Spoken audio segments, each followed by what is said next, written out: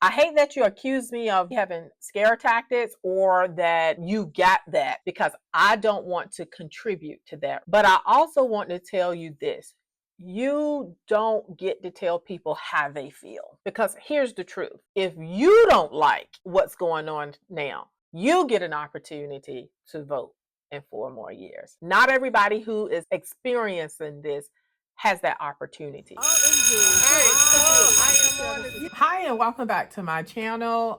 Just to kind of catch you guys up, a couple of weeks ago, maybe, I did a video entitled "The Shocking Truth Project 2025 is Real." And I had a couple of comments that I wanted to address. You know, I'm really thankful for those who follow me, those who watch my videos. I don't have a lot of you, so for you to take the time to do that, I am grateful and I am thankful. The two comments that I am gonna respond to, I think they warranted a response from me, right? And at least one of them was extremely respectful. I feel like, again, as someone, as I shared in the first video, who really has a gift of empathy and being able to take myself out of my shoes and put them in someone else's shoes and really understand their experience and why maybe they may believe one way or another, whether or not I actually agree with it. Now, I'm thankful that you left the comment. Now, I don't know if YouTube did it or something happened, but the comment that isn't there, but I was able to screenshot it. So I'm just going to go ahead on and jump in by reading this. So it says, "I have not watched the video yet. Friend." Now, you threw up all over me and it wasn't offensive, but you said a lot. It was a lot, and you didn't watch the video. I don't know how fair that is, but we're going to continue on. All right, she says, "But I've heard," or he, I don't know which is which, "but I've heard so many crazy things about Project 2025.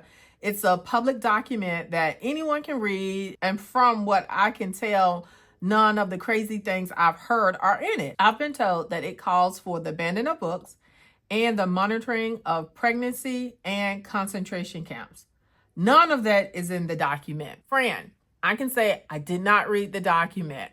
I don't know about the document whatsoever. I've never even heard about the pregnancy and the concentration camps or anything like that, right? This person goes on, it's not even unique to Trump or his thing. Is it real? Yes. The Heritage Foundation put this thing out every election. It goes on to say, basically, there is going to be overlap with President Trump's, I guess, agenda, because it's a conservative thing. And so, like I said, I've never heard of it. I do have a lot of conservative views. I don't consider myself a Republican or a Democrat. I am an independent, but I do have a lot of conservative views based upon my faith. Again, I'm not sure what the issue is. I don't know if by me saying the shocking truth.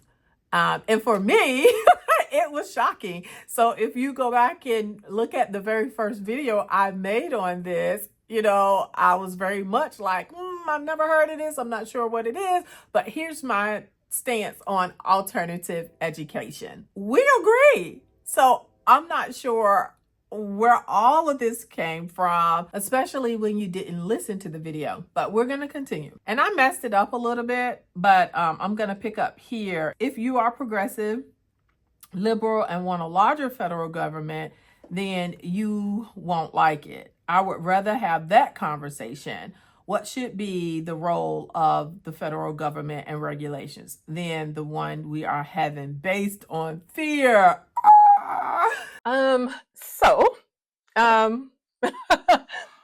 Well, honestly, and this is not just for you, because I think this is a lesson for the larger society, but I think the lesson is we're not having a conversation.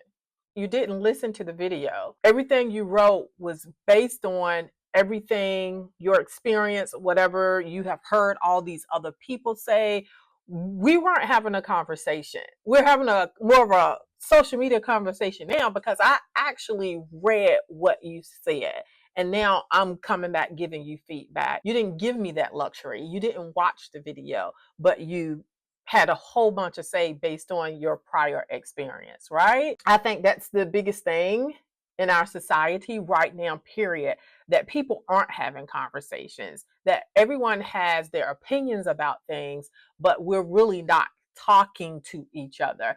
And I think people are not really being respectful of each other, no matter how hard we find it that people don't believe like we believe. Let's keep going. I encourage everyone to go read or at least skim the document and ask themselves if the policy that they are seeing is something that they support or oppose, and whether it's worth freaking out about or if it's just something you don't like, but life will go on.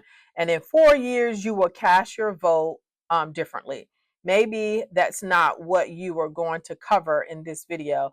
I just don't like the scare tactics that so many keep using. I hate that you accuse me of maybe having scare tactics, or that you got that, I guess, from the thumbnail and the title. I really do hate that because I don't want to contribute to that, right? But I also want to tell you this. You don't get to tell people how they feel, right? Because here's the truth. If you don't like what's going on now, you get an opportunity to vote in 4 more years. Not everybody who is experiencing this has that opportunity. And I ain't even going to go there. I'm going to just say that, right? And I am someone who is full of humanity. And even if we're talking about illegal immigrants, I do understand that many people come here for a better life. Now, can we say, hey, they are breaking the law? Yeah, we can say that. That still doesn't change the fact that I have an enormous amount of empathy for those people. And you are upset because there are people who are fearful, and they have every right to be fearful. You're just not afraid because it doesn't impact you. And this is what you believe, right? Going on with that, I don't want to stray too much from what my platform generally is, which is about education. But even as a Black woman in the United States, again, I'm not going to say I am fearful, right? Because at the end of the day, I know who my God is, and I know what his provisions are for me. But it's not comfortable. And you, again, may not be able to look at what is going on in this administration and feel the same angst that I am feeling because you don't share my perspective. And perhaps maybe we have never had enough conversation, or you may have not had enough conversation with people who look like me to be able to understand why people are freaking out, right? I think I hit that point. You just don't get to tell people how they should feel. And I do believe your heart was in the right place. And so if you want to have true conversation. You have to be willing to listen the same way I was really willing to actually read your comment and then come back and give you feedback. I'm a very open person. And I'm open to like hearing other people's journeys, experiences, and opinions. And their opinions might frustrate me to no end, which a lot of that I probably conveyed in that video too, right? But at the end of the day, they're yours. And then at the end of the day, when I'm looking at you, I see a fellow human who I only want good for. And so at this moment in time, there are a lot of people impacted. Whether or not the ultimate goal is a good goal, that doesn't matter. My concern or my empathy really goes out to anybody who are fearful. And I can say, I understand where that feeling is coming from. The next wonderful commenter, who I'm not even really going to dignify with the whole response. I just want to highlight one thing, and then I am going to move on, because unlike the first person, these are the people that you ignore, okay? But I definitely want to highlight this point.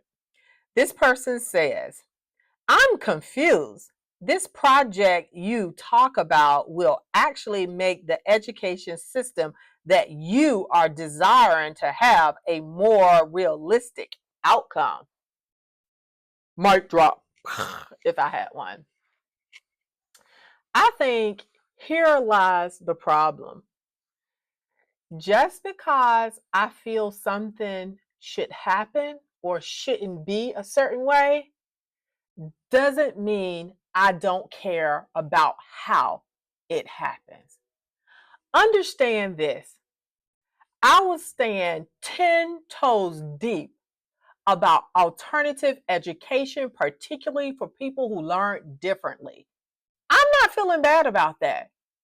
However, do I agree with someone coming in without doing any research, any investigation, and just trying to tear the entire thing down? I do not. And why do I not agree with that? Because when we do it like that, when we do it hastily like that, we're not thinking about all the people that those funds help, particularly the group that I'm talking about. Although I love special education, I can't serve all the special education kids. And not only do I love working with people who have learning differences, but I also like working with people who are the working class and the lower income, who couldn't even often afford, or it would be a burden on them to afford any private schooling.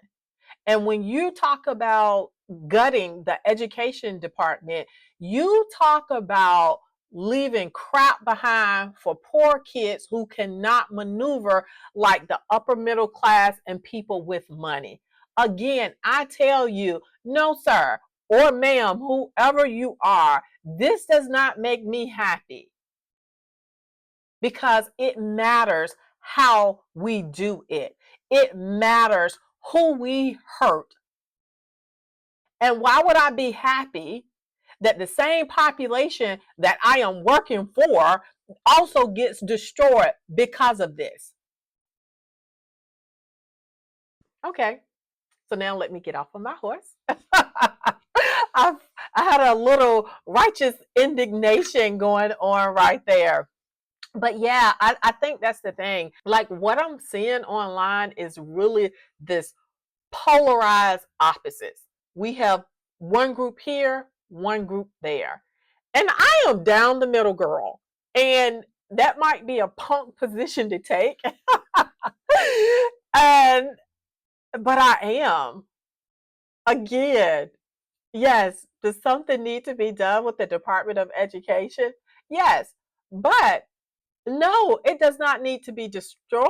I am a product from benefiting from the Department of Education. One, because I was a student who had an IEP. I was dyslexic, received my first IEP. I think I was tested at the end of my 4th grade year, received my first IEP in 5th grade. So I benefited from it, right? And if it wasn't for that first teacher, not all of them were great after that, but if it wasn't for that first teacher, my trajectory would have been different. 1. 2, I went to a historically Black college or university at HBCU. I was the first in my family to graduate. If it wasn't for that HBCU, I would not be here right now making this video as the same person. They are still needed. And I don't even want to get into all of that. But you know what? Let me say this. This book right here, A Young People's History to the United States. Everybody needs to read it. Every person. It is wonderful because it tells the truth. And we're living in a time where there is so much misinformation. There is lots that I want to say, but I also believe there's a time to be silent and there's a time to speak, right? And at the end of the day, my videos are based on education, alternative education, special education, right? And so I don't know if I want to get caught up in the political arena outside of that space, you know?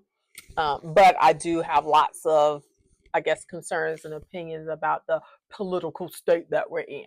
But I don't even want to get in that debate because I'm not really a political person. I am on congress.gov and I don't know how to actually read this. Oh, okay. I see it. I see it.